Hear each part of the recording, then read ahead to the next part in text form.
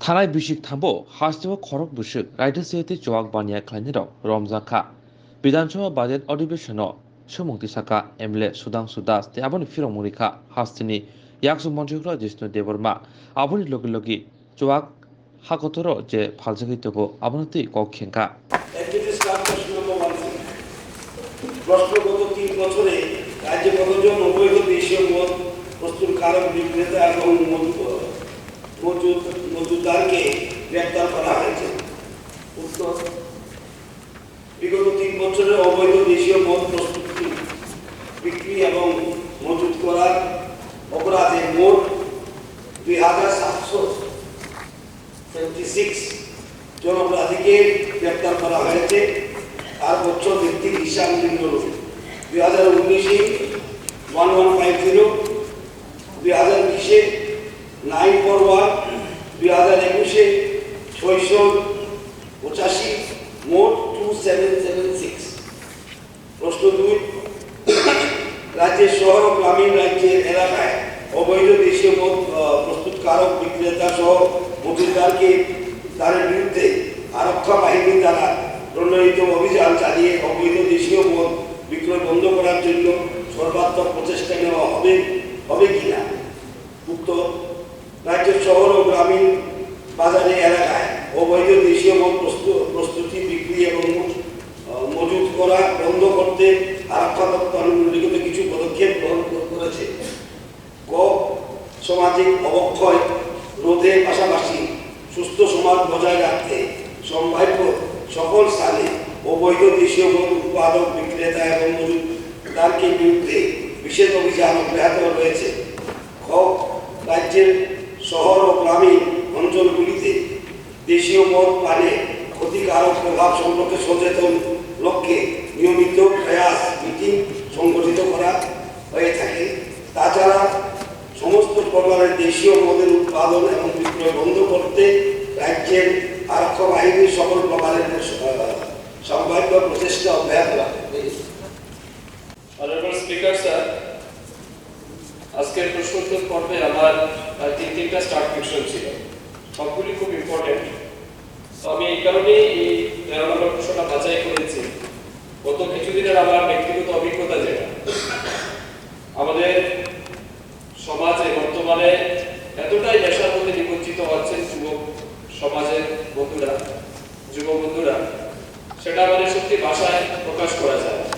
আমি বলছি না যে সবাই নেশাগ্রস্ত করেন বা নেশা গ্রহণ করেন, কিন্তু এটা বলা যায় বিশেষ করে গ্রামীণ এলাকা, আমাদের জনজাতি এলাকা হোক, আমাদের এসসি ডমিনেটেড এরিয়া হোক, কিংবা আরো ব্যাকওয়ার্ড ক্লাস এরিয়া হোক, এই সমস্ত এলাকাতে দেশীয় মদ মানে তৈরি করে বিক্রি করে এত একটা মানে আজকে আমি দেখছি একটা মানে বিজনেসের একটা অঙ্গ হয়ে যাচ্ছে বা রোজগারের একটা অঙ্গ হয়ে যাচ্ছে। এবং সবচেয়ে গুরুত্বপূর্ণ, প্রচুর যুবক বন্ধুরা সারাদিন পরিশ্রম করে কাজ করে কিছু টাকা রোজগার করে এবং সে টাকা থেকে তার পরিবারের মতো তার বাচ্চা পড়ার জন্য কিংবা পরিবার চালানোর জন্য হয়তো তার খরচা করার কথা, কিন্তু সেই টাকা থেকে সে নিজের ব্যক্তিগত আয়ের জন্য কিংবা মধ্যমত্ত অবস্থায় সব টাকা নষ্ট করছে এবং পরিবারের প্রতি কোনোভাবেই সে সঠিক দৃষ্টি দিতে পারছে না। এবং এতে করে আবার চোখের দেখা অনেক পরিবার আছে একদম ধ্বংস হয়ে যাচ্ছে। আমি একটা এক্সাম্পল আপনাকে দিচ্ছি, আমার মনে হয় এখানে উপস্থিত যারা আছেন সবাই মানে চমকে উঠবেন এমন ঘটনা। এক ছেলে এতটাই মধ্যমত্ত অবস্থায় থাকে সবসময়, মানে সে দিনেও ড্রিঙ্ক করে রাত্রেও ড্রিঙ্ক করে। ড্রিঙ্ক করতে করতে এমন অবস্থা হয়েছে, একদিন আমাদের পাশে পাড়ার একটা বাড়িতে মানে একটা অনুষ্ঠান চলছিল, সামাজিক অনুষ্ঠান। সামাজিক অনুষ্ঠানে সে এতটা ড্রিঙ্ক করে বাড়িতে গেছে, যে বাড়িতে অনুষ্ঠান চলছিল তার বাড়ির সামনে একটা ছোট্ট একটা পুকুর আছে, রাস্তা দিয়ে মানে রাস্তার পাশেই পুকুরটা। তো সে এতটা মাতাল হয়েছে, ড্রাঙ্কার হয়েছে যে সে মানে কোনো ব্যালেন্স রাখতে না পেরে জলের মধ্যে পড়ে গেছে এবং সেই জল থেকে আর উঠতে পারেনি, সারা রাত্রি সে মারা গেছে। এবং প্রচুর যুবক বন্ধুদেরকে আমরা দেখছি হয়তো অনেক ভালো পরিবারে বিয়ে করেছে, ভালো মেয়ে, শিক্ষিত মেয়েকে বিয়ে করেছে, 2 মাস 3 মাস 4 মাস পরে মেয়েটা স্বামীকে ছেড়ে বাধ্য হয়ে মানে সংসার ছেড়ে পালিয়ে যাচ্ছে। এমন শত শত ঘটনা, আমি এই কারণে সাপ্লিমেন্টারি ডেটা আনার চেষ্টা করছি যে মাননীয় মন্ত্রীর কাছে আমার অনুরোধ থাকে আপনার মাধ্যমে যে সম্পূর্ণরূপে গ্রামে আমাদের যুব সমাজকে আটকাতে, যুব সমাজকে রক্ষা করতে এবং পরিবারের শান্তি সম্প্রীতি রক্ষা করার জন্য একদম কমপ্লিটলি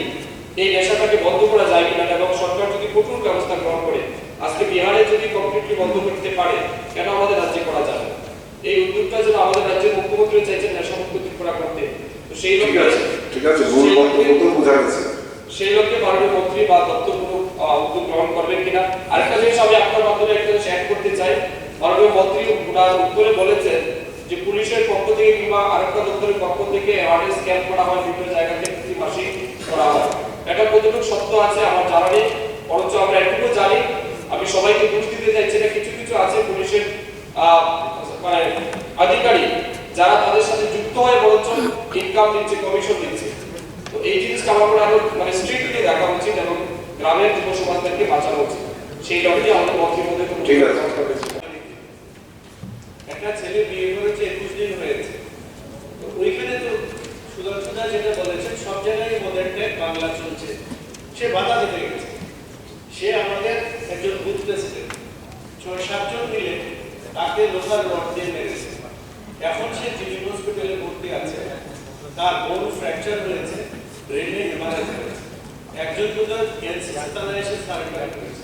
তো বাকি 6 জন আছে আমার দাবি মাননীয় মন্ত্রীর কাছে যে দৃষ্টান্তমূলক কাজ করে এই জাতীয় অপরাধীদের ধরা হলো এবং ওরা বিভিন্নভাবে পালিয়ে যাচ্ছে যে সংযোগ হোক না কেন যদি এটা না হয় তাহলে আইন শৃঙ্খলা এবং নেশাবিরোধী কোনো কাজে আমরা করতে পারবো না স্পেসিফিক কেস এনসিসি থানার মধ্যে আছে আমি মাননীয় মন্ত্রী যদি স্বরাষ্ট্র দপ্তরের উত্তর দিচ্ছেন আমি বলবো এই কেসটা সম্পর্কে একটা খোঁজ দিতে এবং অপরাধীর যারা যেন শাস্তি পায় এবং ছেলেটি জীবন মৃত্যুর সাথে লড়াই করছে কিন্তু জানা দরকার যে ড্রাই স্টেট হলে হাউসে আলোচনা হয়েছে ড্রাই স্টেট হলেই যে এই মদ বিক্রি করা বা খাওয়া বন্ধ হয়ে যাবে এমন কথা না সেটা দেখা গেছে সারা ভারতবর্ষই আর এখন বেড়ে গেছে আগে ছিল না সেটা কথাও ঠিক নেই এটা আচ্ছা এটা নিয়ে রাজনীতি করার কোনো দরকার নেই it is the social class ঠিক না আগে দোকান কম ছিল কম খেত দোকান বেশি হয়ে গেছে বেশি খায় সেটা কিন্তু কোনো তর্ক না আমরা সকলেই সেটার জন্য চিন্তিত যেদিকেই হোক ওদিকেই হোক সেটা নিয়ে রাজনীতি করা ঠিক না social problem world wide social problem এটা শুধু ত্রিপুরার না সুতরাং বিধায়ক আমি বলবো পুলিশ প্রিভেন্টিভ মেজার নেবে আইনের ব্যবস্থা পুলিশ নেবে সমাজকেও একটা ব্যবস্থা নিতে হবে এনজিওকে ইনভলভ করতে হবে যারা নেশাগ্রস্ত হয়ে গেছে ওদের জন্য রিহ্যাবিলিটেশন হোম আমরা বলেছি করবো কুমরুঙে আরো কিছু করা দরকার সেটা আমি স্বীকার করি